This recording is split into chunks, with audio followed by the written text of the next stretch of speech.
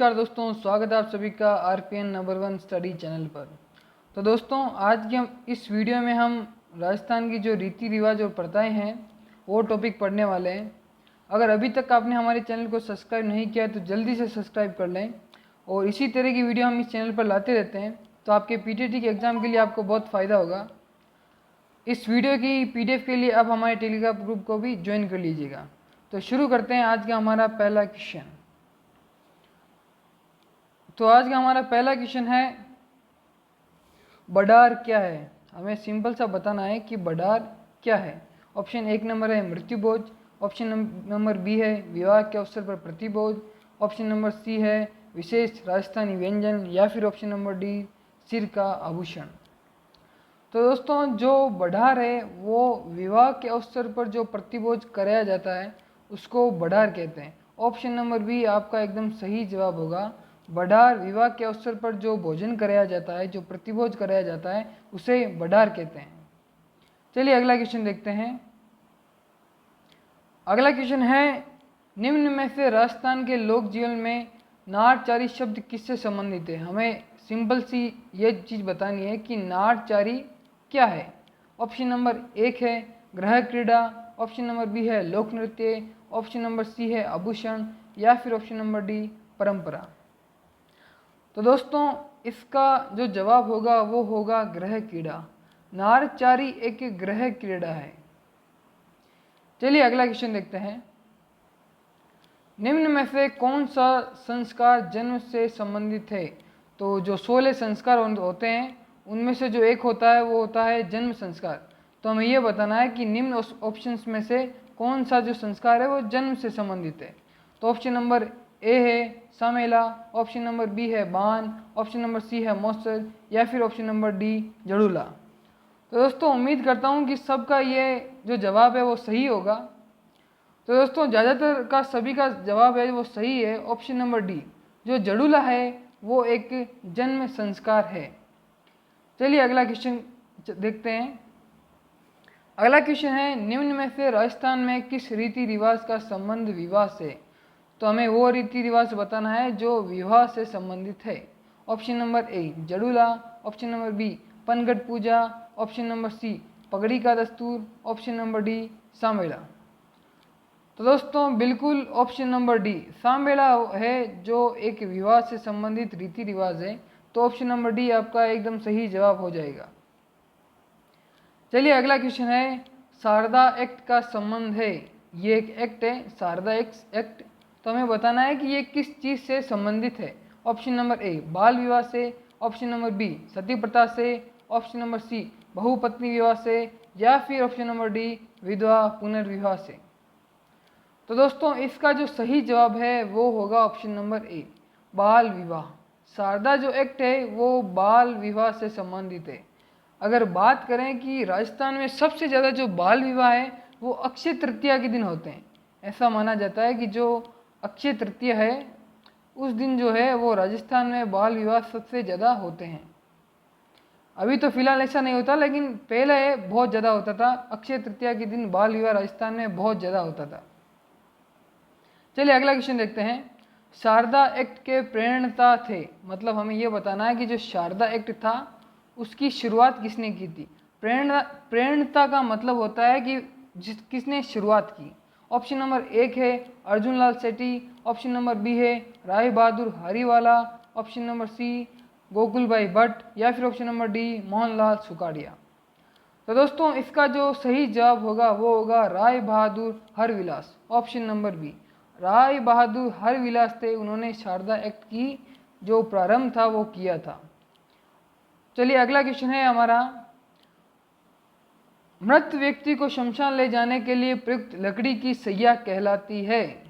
तो हमें यह बताना है कि जो सैया है वो क्या कहलाती है। ऑप्शन नंबर ए है आगेटा, ऑप्शन नंबर बी है ओक, ऑप्शन नंबर सी के बेखुटी, या फिर ऑप्शन नंबर डी सूला। तो दोस्तों, जिनका भी जवाब ऑप्शन नंबर सी बेखुटी है वो सब सही है। चलिए अगला क्वेश्चन देखते हैं। अगला क्वेश्चन है, जीवित व्यक्ति द्वारा स्वयं का मृत्यु से पहले किया गया भोज क्या कहलाता है। तो हमें यह बताना है कि जो व्यक्ति है मृत्यु से पहले उसका स्वयं का किया गया जो भोज है वो क्या कहलाता है? ऑप्शन नंबर ए मौसर, ऑप्शन नंबर बी बड़ार, ऑप्शन नंबर सी कांदिया या फिर ऑप्शन नंबर डी जोसर। तो दोस्तों जो मौसर है वो इसका जवाब नहीं होगा, मौसर मृत्यु के बाद करवाया जाता है। इसका जो सही जवाब होगा वो होगा ऑप्शन नंबर डी जोसर। तो जिनका भी जवाब ऑप्शन नंबर डी है वो सभी मेरे साथी सही है, जोसर आपका एकदम सही जवाब होगा दोस्तों। चलिए अगला क्वेश्चन देखते हैं। अगला क्वेश्चन है जीवन का अंतिम संस्कार कौन सा है? यह भी 16 संस्कारों में से एक है, तो अंतिम संस्कार का हमें बताना है इनमें से कौन सा है। ऑप्शन नंबर ए केशांत, ऑप्शन नंबर बी समावर्तन, ऑप्शन नंबर सी निष्क्रमण या फिर ऑप्शन नंबर डी अंत्येष्टि। तो दोस्तों बिल्कुल सही ऑप्शन नंबर डी अंत्येष्टि। अंत्येष्टि है वो एक अंतिम संस्कार है। चलिए अगला क्वेश्चन है बखेर, जिसे उछाल भी कहते हैं, ये रस्म किससे संबंधित है? ऑप्शन नंबर ए खुशी की रस्म है, ऑप्शन नंबर बी शौक की रस्म है, ऑप्शन नंबर सी विवाह की रस्म है या फिर ऑप्शन नंबर डी जन्म की रस्म है। तो दोस्तों जिनका भी जवाब ऑप्शन नंबर बी है वो सभी मेरे साथी एकदम सही हैं। जो ये बखेर है वो एक शौक की रस्म है। चलिए अगला क्वेश्चन देखते हैं। अगला क्वेश्चन है कौन सा सावा शादियों के लिए उत्तम माना जाता है? तो हमें बताना है कि शादियों के लिए सर्वोत्तम सावा कौन सा है। Option number A Akha Teej, option number B Kartik Purnima, option number C Anant Chaturdashi या फिर option number D Sharad Purnima. तो दोस्तों बिल्कुल option number A Akha Teej. आखा तीज है वो शादियों के लिए सर्वोत्तम माना जाता है और आखा तीज को ही अक्षय तृतीया कहते हैं। जो अक्षय तृतीया है वो आखा तीज को ही कहते हैं। तो इस दिन जो सावा है वो सबसे ज़्यादा होता है। चलिए अगला क्वेश्चन है नाता है, हमें बताना है कि जो ये नाता है वो क्या है। ऑप्शन नंबर ए रिश्तों का एक नाम, ऑप्शन नंबर बी मृत्यु भोज का दूसरा नाम, ऑप्शन नंबर सी परिवार का बुजुर्ग व्यक्ति या फिर ऑप्शन नंबर डी घोड़ों का प्रशिक्षक। तो दोस्तों बिल्कुल ये वो रिश्ते नाते वाला ही नाता है। तो ऑप्शन नंबर ए आपका एकदम सही जवाब होगा। जो रिश्तों का एक नाम है उसे ही नाता कहते हैं।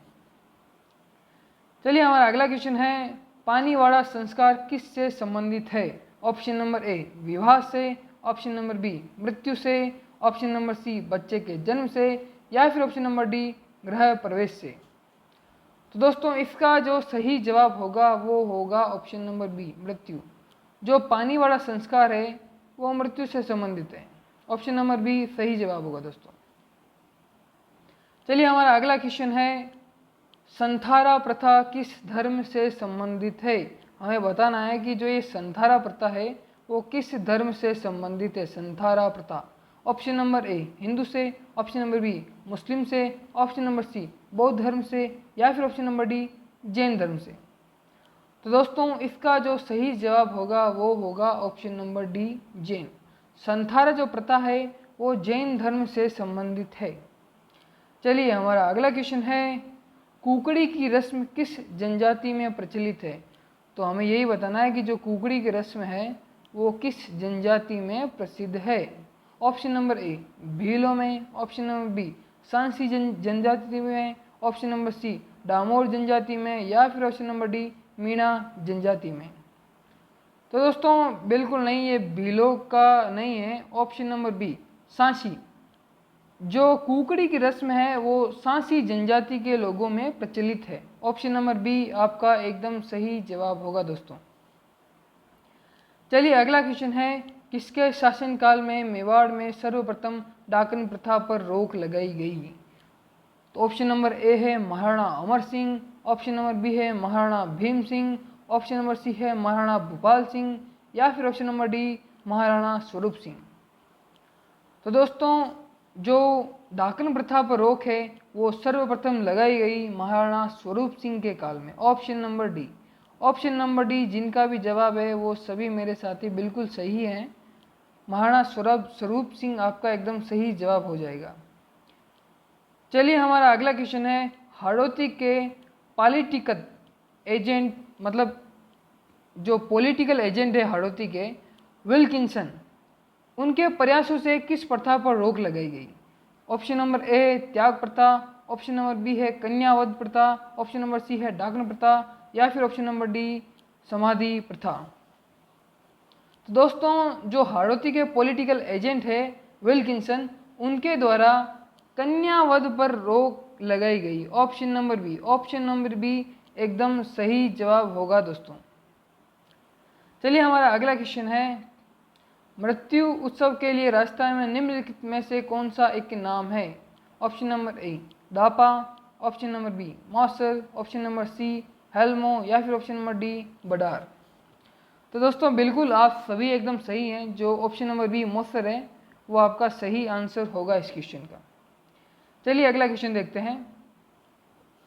अगला क्वेश्चन है, हरविलास शारदा द्वारा 1929 में पारित शारदा एक्ट में लड़के व लड़की की विवाह योग्य आयु क्रमशः रखी गई थी।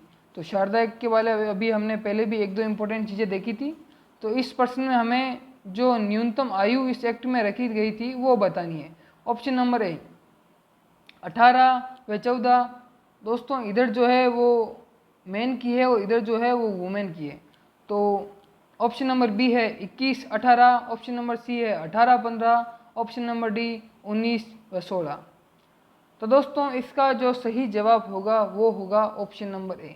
शारदा एक्ट में जो लड़के की न्यूनतम आयु है वो 18 वर्ष रखी गई और लड़की की है वो 14 वर्ष रखी गई। तो आपका ऑप्शन नंबर ए एकदम सही जवाब हो जाएगा दोस्तों।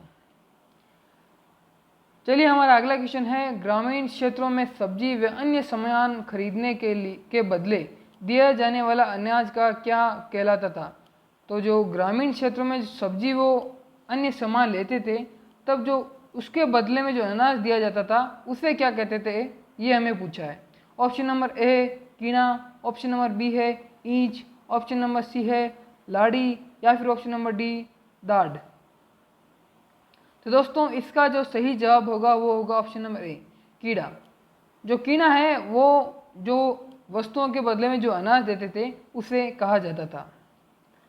हमारा अगला क्वेश्चन है, बढ़ार का भोज निम्न में से किस मौके पर रखा जाता है? ऑप्शन नंबर ए विवाह पर, ऑप्शन नंबर बी जन्म पर, ऑप्शन नंबर सी मृत्यु पर या फिर ऑप्शन नंबर डी तीर्थ यात्रा करने पर। तो दोस्तों इसका जो सही जवाब होगा वो होगा ऑप्शन नंबर ए विवाह। जो बढ़ार भोज है वो विवाह के अवसर पर रखा जाता है। चलिए अगला क्वेश्चन आपकी स्क्रीन के सामने आ चुका है।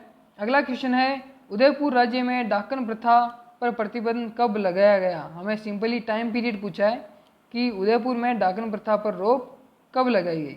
ऑप्शन नंबर ए 1850 में, ऑप्शन नंबर बी 1853 में, ऑप्शन नंबर सी 1855 में या फिर ऑप्शन नंबर डी 1858 में।